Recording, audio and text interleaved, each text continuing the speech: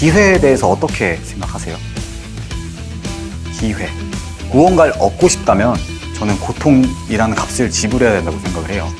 그 본질적인 질문들은 바깥이 아니라 나에게로 향해 있었어요. 내가 그냥 단순히 되고 싶은 거, 하고 싶은 거, 이루고 싶은 거 행복하기만 할 수 있을까요? 고통 없이는 행복도 없다.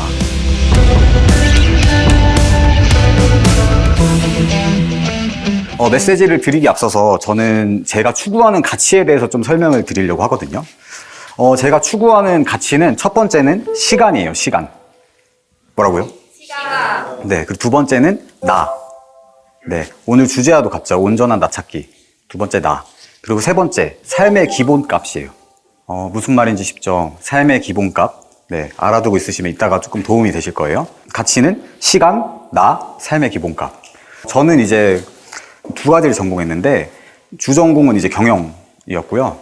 그 복수 전공은 광고 컨텐츠였어요. 뭐가 멋있는 직업일까? 그리고 난 지방대 출신인데 어떤 직업이 학벌에 영향을 타지 않고 내 실력과 능력으로 실력을 검증할 수 있을까라는 생각을 하다가 카피라이터라는 직업을 발견하게 됐어요. Just do it. 나이키. 진심이 짓는다. 이 편한 세상. 네.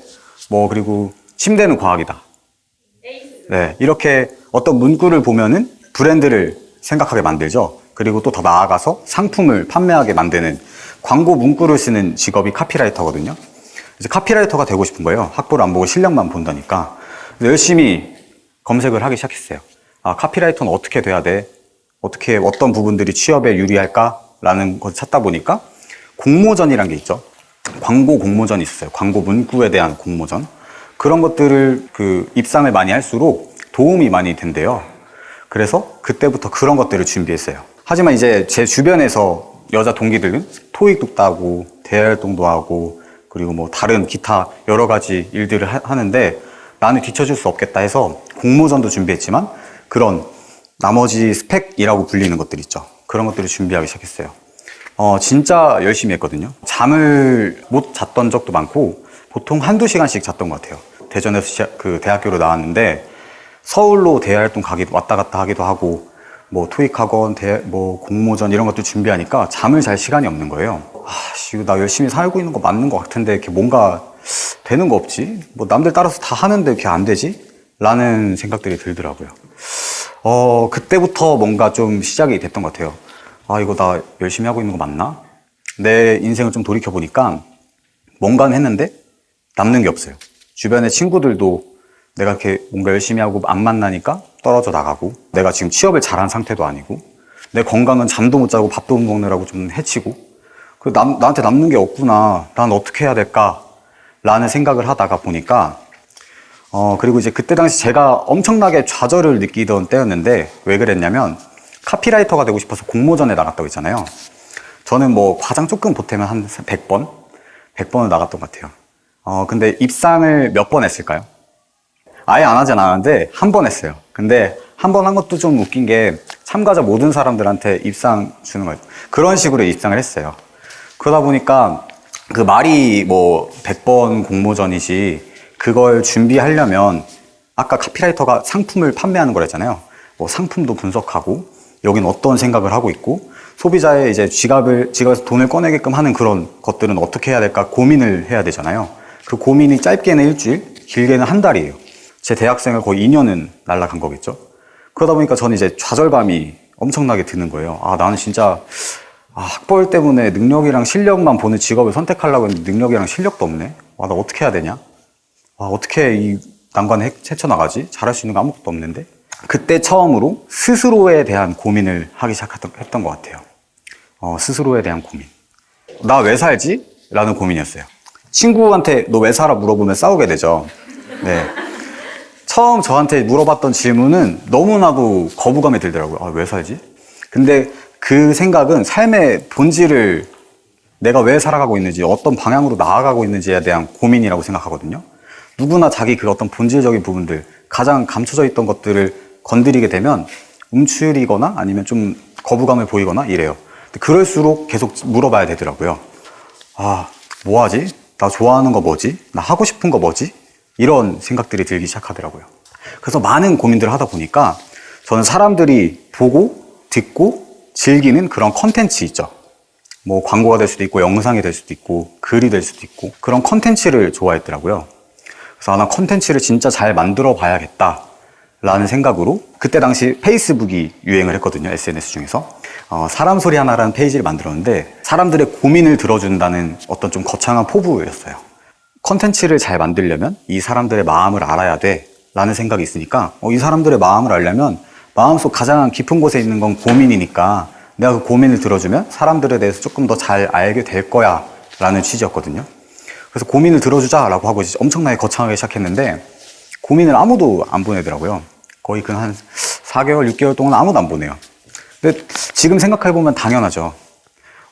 내 진짜 친한 친구 아니면 엄마 아빠한테도 말을 못하는 그런 고민들인데 어떻게 아무것도 모르는 그냥 사람 소리 하나라고 되어 있는 그 페이지에 내 고민을 보내요.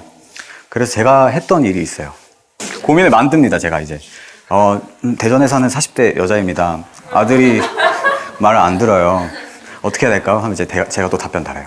아들도 원래 그래요. 어머니 걱정하지 마세요. 이런 식으로 고민들을 만들기 시작해요. 그러다 보니까 어떻게 보면 옆에서 보면 뻘짓하는 거죠. 네. 그러다 보니까 정말로 이제 고민이 오기 시작하더라고요. 몇 개월 정도 하니까.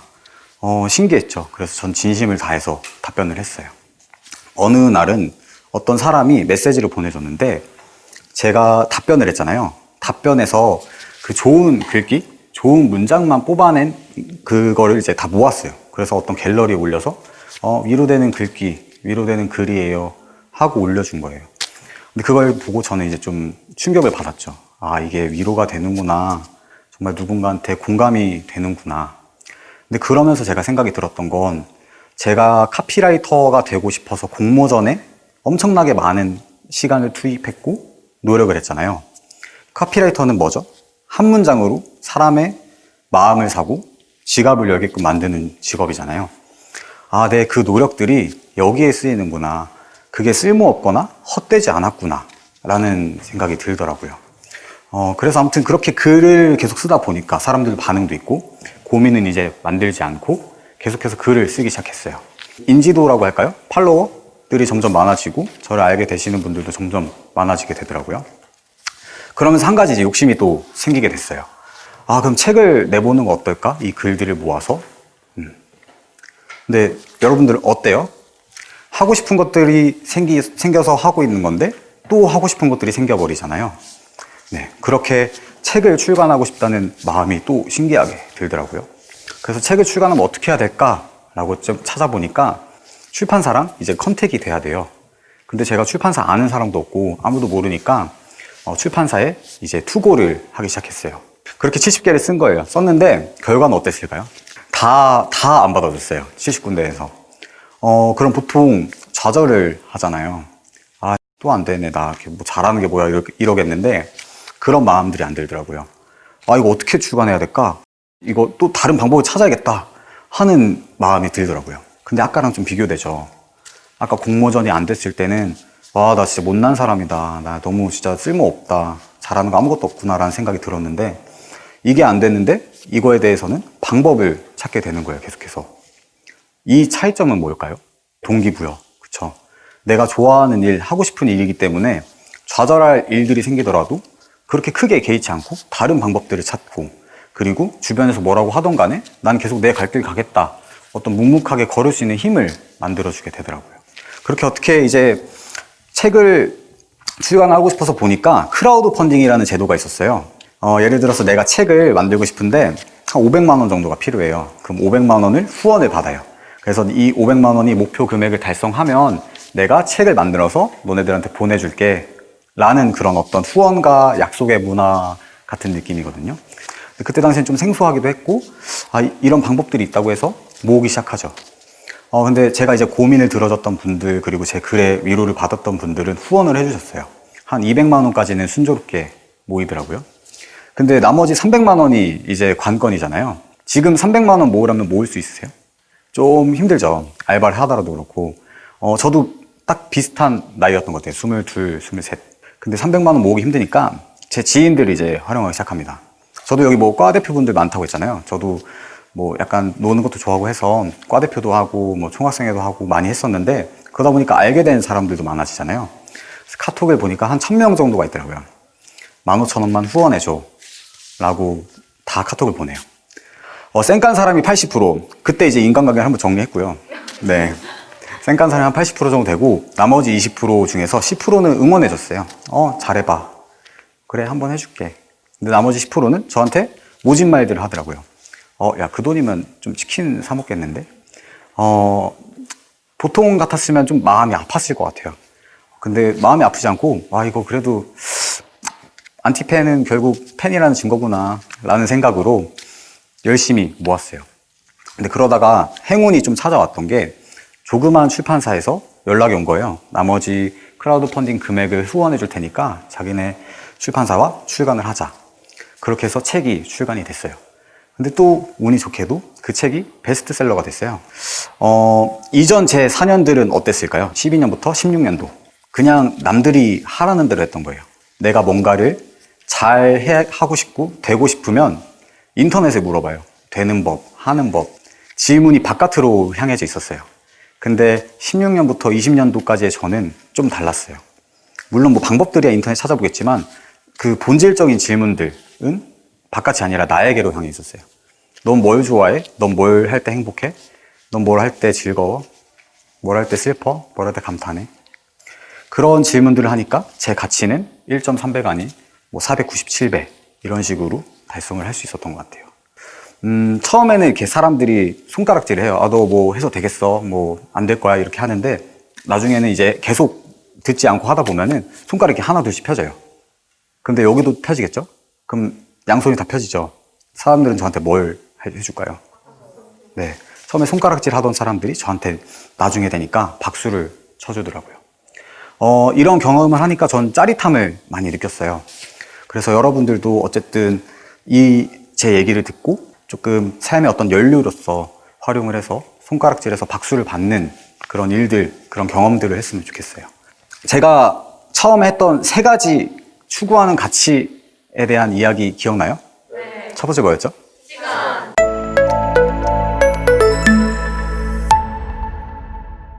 시간에 대한 이야기를 한번 해볼게요. 여러분들이 좋아하는 거 할 때와 하기 싫은 거 할 때 시간이 어떻게 가죠? 그리고 네, 싫어하는 거 할 땐 느리게 가죠. 저는 이제 피아노를 어렸을 때 6살, 7살 때 배우기 시작했는데 그때는 엄마가 시켜서 보냈어요. 그래서 제가 피아노 학원에 가서 하는 일은 선생님이 이제 동그라미를 쳐줘요. 10개를 쳐주면 한 번 치면 1개씩 동그라미에 색칠해 하는 거예요. 근데 그래도 나름 좀 성실했던 편이라 10개는 치긴 쳐요. 근데 시간이 남잖아요. 그럼 전 이제 피아노 방 바깥에 있는 시계를 바라봐요. 남은 시간 동안. 정말 시간이 안 가더라고요. 시침 정확하게 가요. 빠르게 가지도 않고. 그게 제 모습이었다면 지금은 제가 작곡을 배우고 싶어서 피아노를 배우는데 레슨을 받잖아요. 그럼 이제 레슨을 받고 나머지 시간 연습하는데 선생님이 집에 가라고 할 정도로 이제 학원 문 닫아야 된다 할 정도로 열심히 쳐요. 이 차이는 저는 좋아서 하는 일이기 때문, 내가 하고 싶은 일이기 때문이라고 생각하거든요.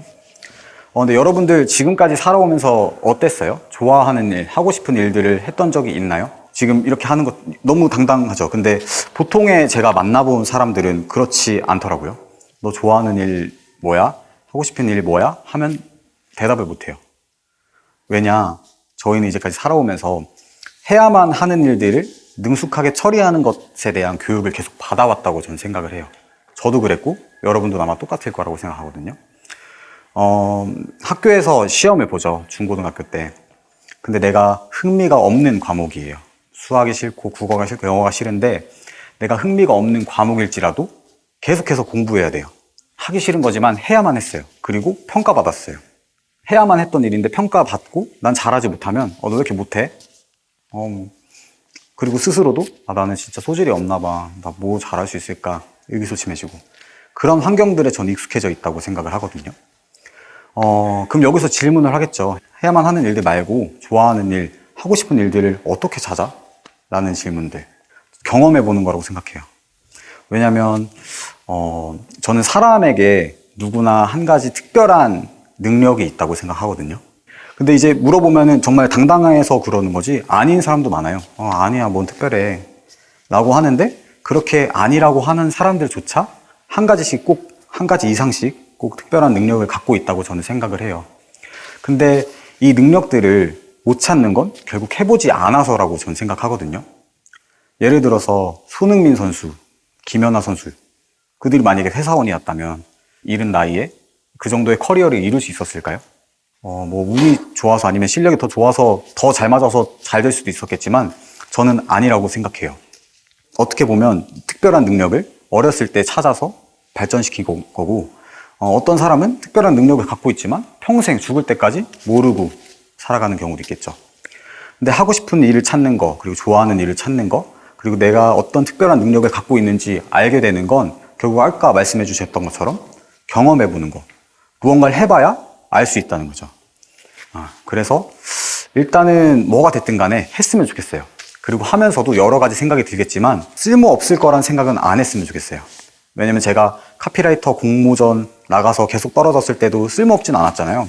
지금 책 열심히 쓰고 그게 자양분이 돼서 계속해서 글에 어떤 문장에 힘을 주는 법에 대해서 계속 고민하게 되더라고요. 그러니까 뭐든 해보고 내가 지금 하는 일들이 절대로 쓸모없다고 여기지 않았으면 좋겠어요. 그 시간에 대한 이야기를 조금 더 해보려고 하는데 시간에 대한 유명한 어떤 말들 중에서 시간은 공평하다라는 말이 있잖아요. 전 결론적으로 말하면 시간은 공평하지 않다고 생각을 해요. 물론 우리에게 24시간 절대적인 양이 주어지는 건 동등할 거예요. 공평할 거예요. 공평하다는 말 역시도 어느 쪽으로 치우치거나 다르지 않다는 의미니까 절대적인 양은 공평하겠죠. 근데 자본주의라는 시스템을 저희는 살아가고 있죠. 이 안에선 시간은 전 절대로 공평하지 않다고 생각해요. 아프리카에서 태어난 아이가 있어요. 그리고 대한민국에서 태어난 아이가 있어요. 이들의 하루는 같을까요? 네. 아프리카에서 태어난 아이는 물을 먹기 위해서 물을 기르러 가야 돼요. 왕복 4시간, 8시간 이렇게. 근데 우리나라에서 태어난 아이는 정수기 버튼 하나만 누르면 물이 나와요. 그렇다고 했을 때 이 시간은 과연 공평한 것일까요? 그런 의미에서 전 시간이 공평하지 않다고 생각해요. 내가 이거에 대해서 공평하지 않아. 나는 내 환경들은 이래. 난 아무리 해도 저 높은 사람들과 내 시간들을 공평하게 만들지 못할 거야. 계속해서 불평, 불만만 하면 끝에 가도 불평, 불만만 남아요. 근데 내가 이거에 대해서 맞아, 시간은 공평하지 않아. 오케이, 받아들이면 불평, 불만이 있던 자리에 뭐가 들어올까요? 삶을 좀 더 진취적으로 만들어줄 수 있는 질문, 좀 고무적인 질문들. 불평, 불만만 하면 계속해서 불평, 불만만 있을 거고 끝에도 그런 식으로 남겠지만 질문하고 도전하면 내가 이 격차를 줄일 거야. 그래, 공평하지 않은 시간들을 그럼 난 더 잘 쓰면 되지. 라는 생각들을 하게 되겠죠. 저도 똑같은 상황이었고 똑같은 고민들을 했던 것 같아요. 그래서 이 시간이 공평하지 않다는 사실을 인지하고 인정하니까 그럼 시간을 어떻게 잘 써야 될까? 라는 생각이 들더라고요. 여러분들이 여기까지 오면서도 이 강연을 들으면서도 정말 많은 선택지가 있었겠죠. 오늘 학교 짤까? 아니면 지금 뭐 술 마시러 갈까? 근데 그럼에도 불구하고 이 자리에 온 거잖아요. 그런 부분에 있어서 많은 부분들을 우리는 선택을 하면서 살아가죠. 그렇죠? 그래서 시간을 잘 쓰려면 선택을 잘해야 된다라는 말을 하고 싶은데 기회비용이라는 단어를 알고 계신 분들 있으세요? 내가 무언가를 선택했을 때 포기하게 되는 것들이 있죠. 그 포기하게 되는 것 중에 가장 큰 가치를 갖고 있는 거, 그걸 기회비용이라고 하거든요. 비교를 해볼게요. 내가 술을 마셔야 돼요. 알코올이 있고 물이 있어요. 선택을 해야 돼요. 왜냐면 우리가 선택을 해야 되는 이유는 한정된 능력, 한정된 시간, 한정된 돈이 있으니까 선택을 꼭 해야 돼요. 내 주머니에 1,500원이 있는데 물을 살까 소주를 살까 생각을 하는 거예요. 내가 소주를 선택해요. 그럼 물은 포기해야 되겠죠? 여기서 기회비용은 뭐죠? 네, 그게 기회비용이에요. 이런 말을 드렸던 이유는 선택을 잘 하려면 이 개념들을 좀 알았으면 좋겠다는 생각이거든요. 아무것도 모르면 선택을 할 시간들이 늘어나죠. 그러면 아까 말했던 것처럼 시간이 점점 더 공평해지지 않을 거예요. 근데 내가 잘 알고 있다면 물이랑 소주 뭐 선택할 거예요? 전 소주. 네. 잘 알고 있으니까 선택하는 거예요. 그거에 대해서. 근데 시간을 쓰는 건 누구죠? 네.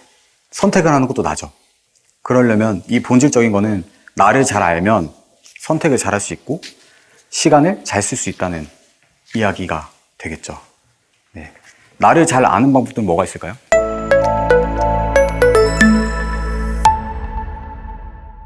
내가 뭘 할 때 행복한지, 뭘 할 때 기쁜지 다 써봐요, 노트에. 그러다 보면 내가 추구하는 가치가 뭔지에 대해서 알게 돼요.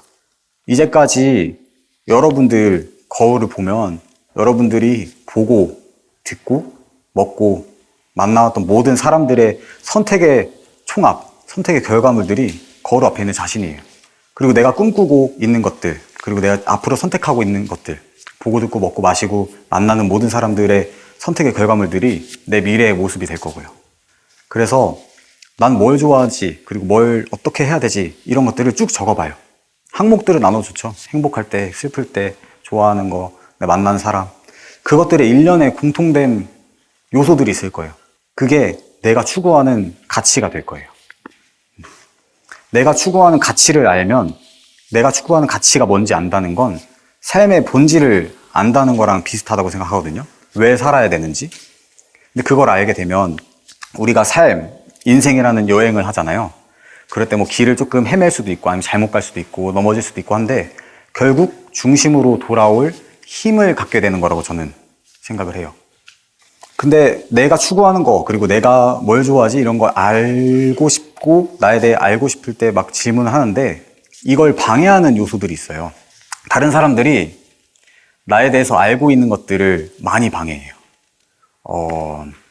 우리가 살면서 대한민국 기준으로 17,500명의 사람들을 만나게 된대요. 그만큼 많이 만나는데 우리는 그러니까 많이 흔들리게 되는 거예요. 예를 들어서 난 별로 웃긴 사람이 아니라고 생각을 했어요. 근데 내가 무슨 말 하는데 막 웃어요, 옆에서. 그러면서 얘기해요. 아, 너 진짜 웃기다. 니 말 진짜 잘한다. 너 웃긴 사람이야. 네가 말하면 분위기가 좋아져. 하면 나는 나를 어떻게 생각하게 될까요? 나는 재밌는 사람이구나. 나는 말을 잘하고 웃긴 사람이구나 라고 생각하게 돼요. 그만큼 아까 얘기했던 것랑 좀 상반되는 거죠. 내가 추구하는 가치는 나한테서 알아야 되는 건데 다른 사람들이 너 웃기다고 하니까 아, 나 웃긴 사람이구나 알게 되는 거예요. 내가 추구하는 가치가 뭔지 알 때 다른 사람이 가장 큰 방해 요소라고 저는 생각을 하거든요. 심리학적 용어인데 스포트라이트 효과. 우리 모두 갖고 있어요. 내가 다른 사람들이 내 외모나 행동에 관심을 갖거나 주의를 기울일 것이라고 하는 착각이죠. 외국에 이제 토마스 길로비치라는 심리학자가 하나의 실험을 해요. 여러 참가자들을 불러놓고 실험을 하는데 한 명의 참가자가 방을 들어가게끔 하는 실험이에요. 근데 그 한 명의 참가자 옷에 큰 얼굴이 들어간 프린팅을 해요. 이 프린팅, 그 얼굴은 예전에 유행했던 가수. 그리고 나머지 참가자들은 방에서 그 들어온 사람을 보게끔 했다고 해요. 다 끝나고 방에 있던 사람들한테 물어봐요. 마지막에 들어왔던 사람 어떤 옷 입었는지 기억나요? 라고 물어봤대요. 물어보니까 기억이 안 나는데요 했던 사람들이 거의 대다수였고요. 어떤 사람들은 이랬대요. 그 사람이 들어왔어요. 그 정도로 다른 사람들은 나한테 관심이 없는 거예요. 근데 우리는 어떻게 생각하죠? 내가 뭐 이렇게 행동하고 하면은 내가 이렇게 행동했는데 쟤 이상하게 생각하면 어떡하지? 내가 이런 말 했는데 안 좋게 생각하면 어떡하지? 이런 생각들로 하루를 채우고 인생을 채워가죠. 근데 제가 드리고 싶은 말은 그럴 필요가 없다. 왜냐하면 다른 사람들 나한테 관심이 1도 없다.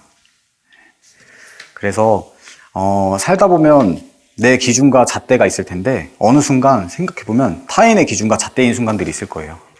그러니까 내 기준과 잣대로 살아갔으면 좋겠고 타인의 기준이나 잣대 때문에 내 신념들이 흔들릴 필요가 없다는 이야기를 해주고 싶어요. 네. 타인의 기준과 잣대를 내 인생에 들이지 말자. 후회는 비교를 통해서 느끼는 감정이래요. 뭐뭐보다 낫다. 만족은 지금 이 순간에 대한 내 감정 상태. 그래서 어떤 스포츠 선수들한테 경기가 끝나고 물어보죠. 오늘 경기 어땠어요? 하면은 후회 없는 경기였습니다 하는 사람도 있고 만족스러운 경기였습니다 한 사람도 있죠. 후회 없는 경기는 내가 이전보다 잘했다, 이번 경기는. 근데 만족스러운 경기는 내가 이 모든 순간, 지금 이 경기에 대해서 만족스럽다 라고 얘기를 하는 거예요. 결국 이거 역시도 비교를 줄이자. 다른 사람 생각하지 말고. 그래서 여러분들이 후회 없는 하루, 후회 없는 인생을 살기보다 만족스러운 하루, 만족스러운 인생을 저는 살았으면 좋겠어요. 지금 시간, 그리고 나에 대한 이야기 했죠. 네. 마지막 뭐가 남았죠? 네, 삶의 기본값.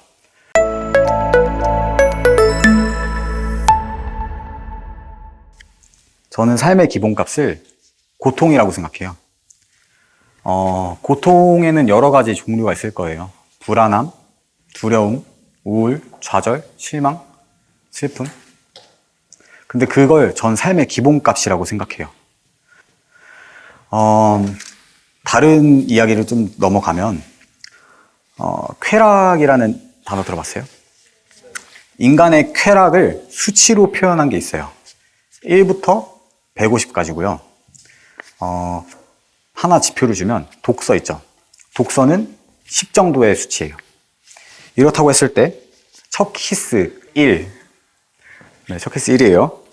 초콜릿, 사탕 같은 것들 단 걸 먹었을 때 3이에요. 네, 생각보다 적죠. 자, 그리고 이제 쾌변. 쾌변 8. 자, 이제 독서의 중요성을 알겠죠. 독서 10. 근데 쾌변하면서 독서라면 18. 오케이. 네. 좋아하는 사람과 사귀었을 때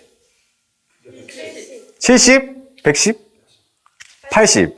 80. 자, 그럼 이제 도박 150? 120? 115. 그럼 150점에 해당되는 인간의 가장 큰 쾌락은 뭘까요? 마약을 했을 때 인간의 쾌락이 가장 높은 수치예요. 네, 방금 얘기 들으셨죠? 그럼 마약을 해야 되는구나. 네. 근데 저는 아까 말했을 때 고통에 대해서 얘기했고, 지금 쾌락에 대해서 얘기했어요. 쾌락은 너무 많은 범위의 어떤 감정들이겠죠. 뭐 행복이 있을 수도 있고. 근데 아까 여기서 좀 의아했던 거는 자신의 어떤 성취에 대한 뿌듯함, 합격, 이런 건 30, 뭐 40 이래요. 근데 마약 이런 건 150, 도박 115 이렇게 돼요. 이 말에 대해서 좀 많이 고민을 해봤어요. 그러던 중에 책을 한 권 읽었거든요. 손흥민 씨 아시죠? 손흥민 씨가 축구를 하며 생각한 것들이라는 자서전을 썼어요. 거기에 이제 나온 구절을 통해서 제 생각과 맞닿아 있구나라는 생각이 들었어요. 그래서 한번 읽어줘 보도록 할게요. 제 인생에서 공짜로 얻은 건 하나도 없었어요. 드리블, 슈팅, 컨디션 유지, 부상 방지 등은 전부 죽어라 노력해서 얻은 결과물이라고 믿어요. 어제 값을 치른 대가를 오늘 받고 내일 받을 대가를 위해서 오늘 먼저 값을 치릅니다. 후불은 없죠. 어때요? 멋있죠? 네. 후불은 없다는 말이 저한테 많이 와닿았거든요. 고통과 쾌락에 대해서 좀 다시 생각을 해보면 무언가를 얻고 싶다면 저는 고통이라는 값을 지불해야 된다고 생각을 해요. 근데 마약은 어떻죠? 네, 다음에 뭐 고통이 오겠죠? 네. 뭐 예를 들어서 내가 멋진 사람이 되고 싶고, 그리고 내가 이렇게 강연을 하려면 강연 준비를 해야겠죠. 책을 많이 읽다든지 이 스토리 라인을 짠다든지. 근데 그런 거 없이 와서 하면 잘 될까요? 노력도 고통의 한 종류라고 저는 생각을 해요. 근데 그런 것들이 없이 내가 그냥 단순히 되고 싶은 거, 하고 싶은 거, 이루고 싶은 거 행복하기만 할 수 있을까요? 네, 전 절대로 없다고 생각해요. 그래서 고통 없이는 행복도 없다. No pain, no gain이라는 단어, 그 문장 아시죠? 술 먹으면 기분이 어때요? 다 좋아하시는군요. 네, 술 먹으면 기분이 좋아지는데 왜 좋을까요? 이제 뇌에 심피질이라는 부분이 마비가 돼서 그런 거예요. 심피질은 뭘 담당하냐? 이성적인 사고나 판단하거나 계산하는 기능을 하는데, 심피질 이런 게 마비되면 미래를 생각하지 못해요. 마비됐으니까. 그래서 내가 하지 못할 행동들을 술 먹으면 하고, 하지 못할 말들은 뭐 진솔한다는 얘기로 하고, 그렇게 되는 거예요. 술을 먹을 때 저항값들이 있어요. 고통이 있어요. 먹는 순간 내가 술을 잔에 따르고 먹기만 하면 난 행복해지죠. 근데 그 고통은 후불로 오죠. 무기력해지고 우울하고. 그러면 어떡하죠? 또 즉각적인 행복을 원하죠. 그럼 어떻게 해요? 또 술 먹어요. 네. 반복되면 어떻게 돼요? 네, 알코올 중독이 되는 거죠. 내가 원하고 바라는 모습들이 있었을 텐데 술을 맨날 먹으니까 점점 멀어질 거예요. 그렇죠? 난 이 술 먹을 시간에 이걸 해야 되는데 무기력해지니까 또 술 먹고 결국 고통을 후불로 아주 크게 지불한 거죠. 무언가를 할 때 불안한 것들, 또 두려운 것들, 뭐 너무 많은 감정들이 찾아올 건데 그럴 때 우리는 피하고 싶어져요, 당연히. 근데 저는 피하지 말고 그 친구들을 옆에 끼고 또 왔구나. 그럼 좀 적절하게 얘네랑 잘 놀아보는 거, 잘 활용했으면 좋겠어요. 왜냐면 어차피 원래 인생의 삶의 기본값은 고통스러운 거예요. 불안하고 두렵고 아프고 힘든 게 당연한 거예요. 네. 그러니까 그런 것들이 왔을 때 당황하지 않고 왔네? 그러면 나 이것들을 얘네들이랑 잘 놀면 내가 원하는 행복에 다다를 수 있어 라고 생각을 바꾸는 거죠. 네. 마지막 이야기를 한번 해보려고 해요. 기회에 대한 이야기인데요. 기회에 대해서 어떻게 생각하세요? 기회. 뭐 보통 그런 말 있죠. 살면서 기회는 3번 찾아온다. 근데 저는 그 기회에 대해서 기회는 버스 같다고 생각해요. 기회도 배차 간격이 있어서 두고두고 찾아온다고 생각해요. 그러니까 내가 찾아온 기회를 놓치더라도 결코 실망하지 말고 다음 버스를 탈 준비를 해야죠. 다음 기회가 오기 전까지 내가 할 수 있는 것들을 최대한 열심히 했으면 좋겠습니다. 오늘 제 이야기는 여기까지고요. 전 개인적으로 즐거웠고요. 좋은 기운 주셔서 감사하고 이상 말 마치도록 할게요. 감사합니다.